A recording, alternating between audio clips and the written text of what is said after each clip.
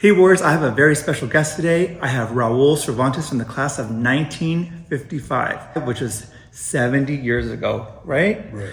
Could you name all your favorite teachers from the Puente? Do you remember? Mr. Schilling was my Spanish teacher. Mr. Schilling, okay. I was very close to Mr. Johnson and Mrs. Hodges, but I had Mr. Dickinson, Mr. Max Bell, who was my mathematics teacher, algebra, geometry teacher, Mr. Fountain Rose.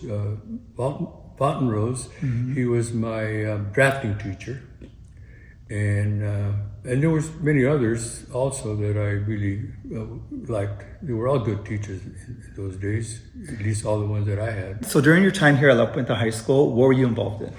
I was involved in several clubs. I was the sophomore class president. Like I say, I was involved in many activities on campus. Involved in my freshman year, I played football and I got injured, and so I couldn't play football until my senior year. But I played baseball and basketball all 4 years. Oh, nice. And we did very well, especially in baseball and basketball every year. And so I know that in our last year we won the tournament that we had, and that was quite an achievement. And then we went on to the playoffs, both in basketball and baseball. At least my last 2 years, junior and senior years. Yeah. And then you were involved in clubs? Yes, different clubs. The High Y, I think it was called at that time. Senior High Y, and always involved in as many activities I could. A yearbook? On campus. Well, I did actually. Mrs. Kathleen Jorgensen became the kind of the editor of the book of the Imagaga. So she put you on the staff? And she did. She asked me to help, especially go out in the community and get donations. Oh yes, I remember doing that. I know you said there was like racial tension back then, or what? Well, yes, and the reason is because schools at that time were segregated. La Puente High School was segregated? Not high school, but the elementary schools. Oh. They had a school called Central School, which is we referred to as the barrio, over on Old Valley, between Old Valley and Main Street. Okay. It was called Central School. And then there was Hudson School, was for the non-Hispanic students or non-Mexican students on Hudson and Roland, on the corner of Hudson. There's apartments there now, but that was our elementary school. It was for the white kids. First grade to 8th grade. Wow. Hudson School. We moved back to La Puente during the summer months, and I was going to enter the fourth grade. I was 9 years old.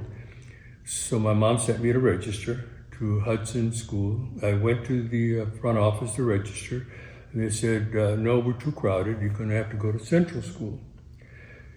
So I had gotten initiated when I was in the elementary school in South Central Los Angeles. Not beat up, but initiated, and it wasn't that bad.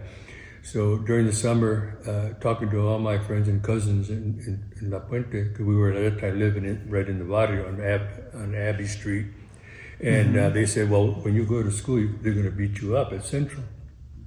So my mom, when she sent me to Hudson, and then they said they couldn't take me, I had to go to Central. I went back and told my mom. So my mom took me by the hand to Hudson and forced them to take me. And I entered the fourth grade at Hudson School.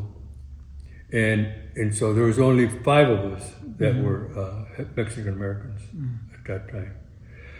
And then I was 9 years old. In the fifth grade, that's when they started disintegrating the schools.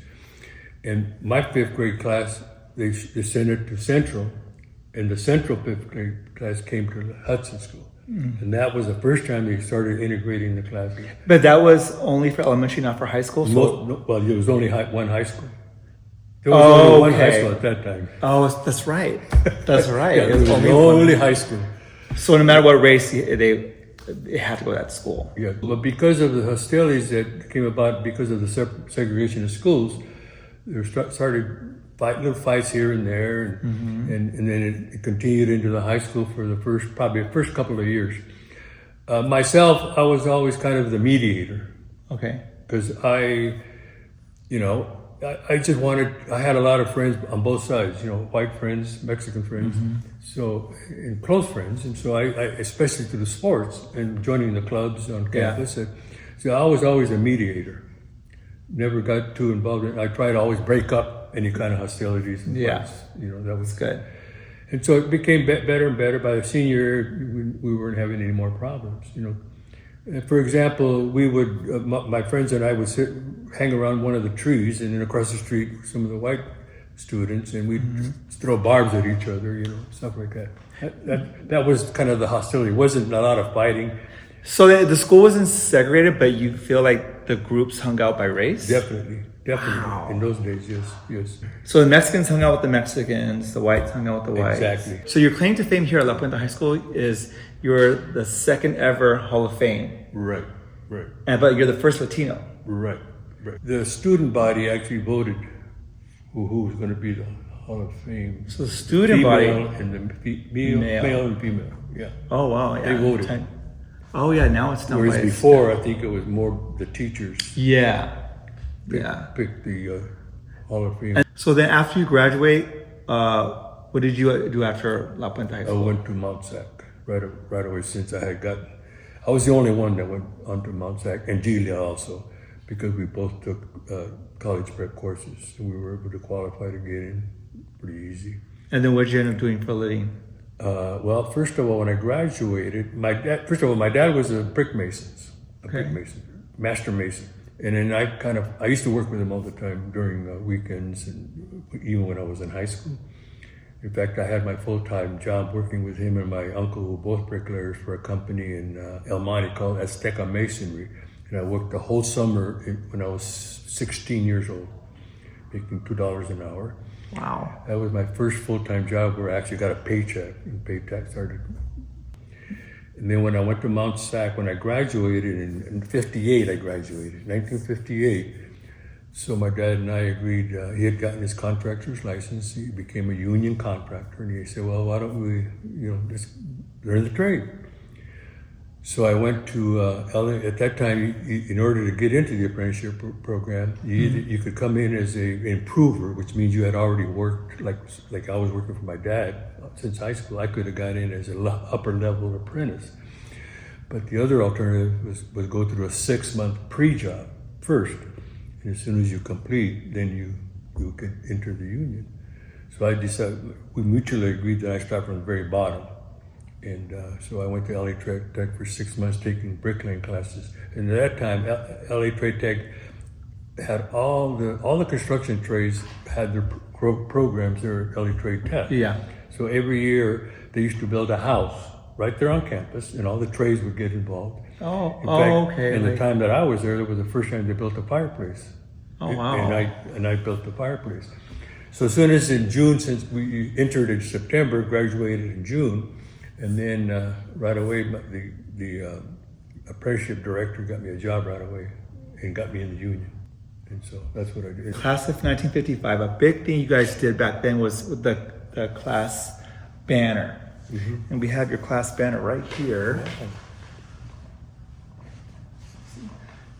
Class of 1955, right here. Right. Is that?